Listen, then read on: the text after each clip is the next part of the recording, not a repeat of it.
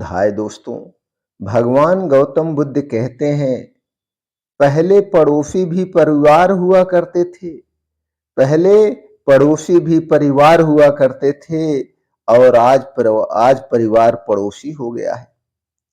मिट्टी का मटका कितने भी सस्ता क्यों ना हो, उसकी कीमत उसी को पता होती है जिसने उसे अपने हाथों से गूंथा हो। परिवार भी उसी मटके की तरह है। जब टूटता है तो सबसे ज्यादा दर्द उसी को होता है जिसने उसे बनाया हो, यानी माँ बाप को।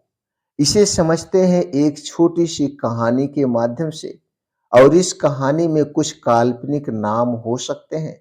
इसलिए दोस्तों इस कहानी को ध्यान से सुनिएगा, आपके घर के आपके जीवन की जिंदगी बदल जाएगी। एक 60 वर्षीय शारदा देवी रसोई में बैठी हैं। सामने 2 टिफिन हैं। एक टिफिन पर लिखा है सोनू के लिए, दूसरे पर लिखा है मोनू के लिए। उनके पति राम प्रसाद जी आकर पूछते हैं, कहते हैं, राम प्रसाद कहते हैं, आज किस बेटे के घर जाना है? शारदा जी हल्की मुस्कान के साथ, अभी तय नहीं है, पहले देखूं कौन बुलाता है। पीछे उदास संगीत पीछे से आता है। ये वो मां है जिसने अपने दो बेटों को एक थाली में खिलाया, आज खुद 2 थालियों में बट गई है। शारदा घर के आंगन में पौधों को पानी दे रही हैं। बच्चे हंसते खेलते हैं, पूरा घर खुशहाल था। ये वही घर था जहां दीवारें छोटी थी, दिल बड़े थे, जहां चूहे भी खुश रहते थे कि कहीं भी चले जाओ रोटी का छोटा सा टुकड़ा मिल ही जाएगा। लेकिन समय बदला। बहुओं के बीच छोटी छोटी बातों पर मनमुटाव, बेटों में कान भरना, और फिर एक दिन घर का अलगाव।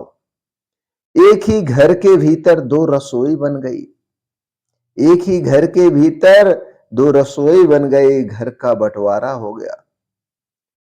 पटवारी घर आता है, नक्शा खोल करके हिस्से चिन्हित करता है। माहौल भारी है। शारदा चुपचाप सब देखती रहती है। बंटवारा कागज पर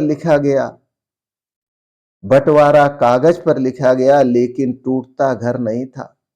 टूट रहे थे रिश्ते, टूट रहे थे भरोसे, और सबसे ज्यादा टूट रही थी उम्मीदें। पटवारी चला जाता है। अब घर का आंगन बीच में दीवार से बटा हुआ है।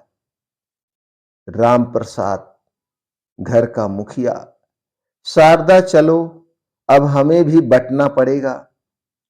शारदा की आंखों से आंसू गिरते हैं। हम जीवन भर जोड़ते रहे, आज अपने ही बच्चों के बीच दीवार देखनी पड़ रही है। अब शारदा और राम प्रसाद का रोज का रूटीन था। सुबह सोनू की बहू फोन करती, माँ जी आज सुबह की रोटी हमारे घर आकर खा लीजिए। शाम को मोनू फोन करता, माँ रात का खाना हमारे साथ ही खाइएगा। 2 बेटे, 2 घर, 2 रोटियां, लेकिन माँ एक ही है जो दोनों का मन रखने के लिए खुद को 2 हिस्सों में बट रही थी। एक दिन शारदा अचानक बीमार हो जाती है। दोनों बेटों को खबर मिलती है। दोनों हॉस्पिटल पहुंचते हैं, लेकिन एक दूसरे से नजरें भी नहीं मिलाते। डॉक्टर कहता है, इनका हृदय कमजोर है, इन्हें मानसिक तनाव बिल्कुल नहीं चाहिए, नहीं तो कोई दवा काम नहीं करेगी। शारदा दोनों बेटों का हाथ पकड़ती है। शारदा रोते हुए कहती है, बेटा जब तुम छोटे थे, एक खिलौना टूट जाए तो मैं उसे जोड़ देती थी, लेकिन आज मेरा अपना घर टूट गया और मैं उसे जोड़ नहीं पा रही। मैंने तुम दोनों को एक कमरे में पाला, तुमने हमें दो घरों में बांट दिया। रोटी की चिंता मुझे नहीं है, रोटी की चिंता मुझे नहीं है। मैं तो बस ये सोच कर घुटती हूं कि जहां माँ बाप ये सोचने लगे कि आज किस बेटे के घर खाना मिलेगा, वहां परिवार नहीं, वहां सिर्फ दो पति रहते हैं। दोनों बेटे रो पड़ते हैं, गले मिल जाते हैं। मोनू, माँ हमें माफ कर दो। सोनू, कोई दीवार नहीं रहेगी माँ, अब कोई दीवार नहीं रहेगी। दोनों बेटे के घर के बीच की दीवारें गिरा दी जाती है। माँ बाप फिर से एक छत के नीचे, एक चूल्हा, एक रसोई, एक परिवार बनता है। दोस्तों, परिवार मिट्टी के मटके जैसा होता है।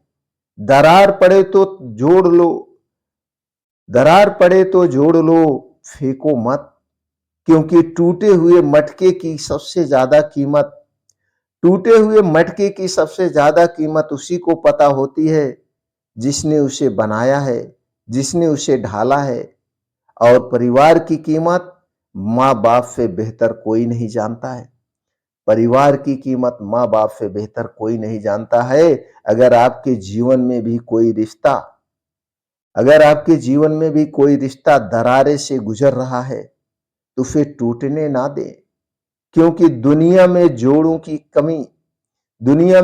की कमी नहीं, जुड़ाव की कमी है।